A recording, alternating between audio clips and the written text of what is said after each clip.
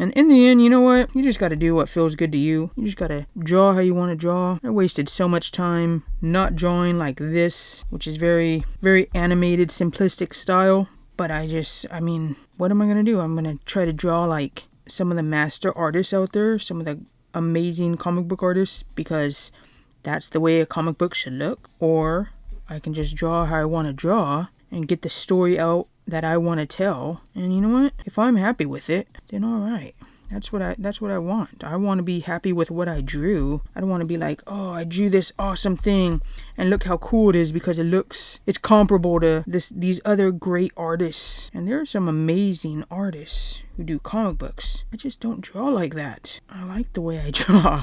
I like the way I draw. So yeah, so that's how I look at it. And you know what? That's okay. Not everyone's gonna like it. Not everyone likes some of the master artists that I said. I mean, there are people who can't stand some of the way some artists draw who are like world renowned, you know? But that's all right. That's okay. That's why comics are so great, because you can have super awesome manga style artists, super awesome European style artists, super awesome European style artists like Mobius.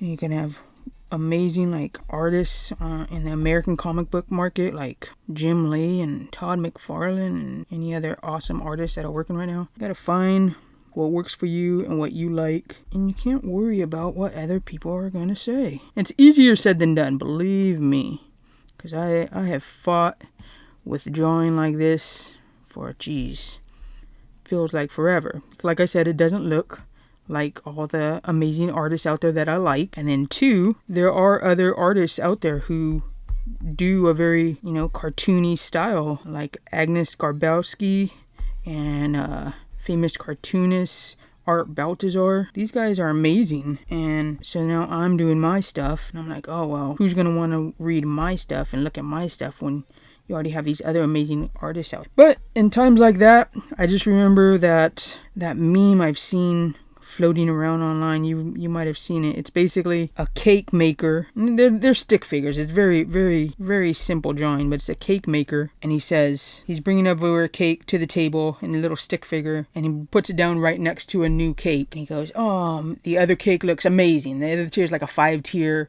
wedding cake, and his cake's like a little 1-tier birthday cake.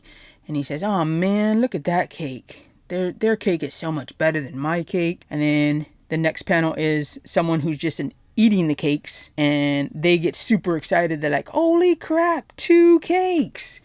The people who are reading our comics, they want awesome comics, and they're not looking at it like, oh man, that comic's way better than that one. I'm not going to read the other one just because whatever reason. They just want cool comics. They just want cool stories. And if you're providing that, you will eventually find those readers, I think. And like I said, easier said than done, but it can be done. It is being done. It's always been done. You always find those readers that like what you like, want to read what you're putting out, want to enjoy what you're drawing.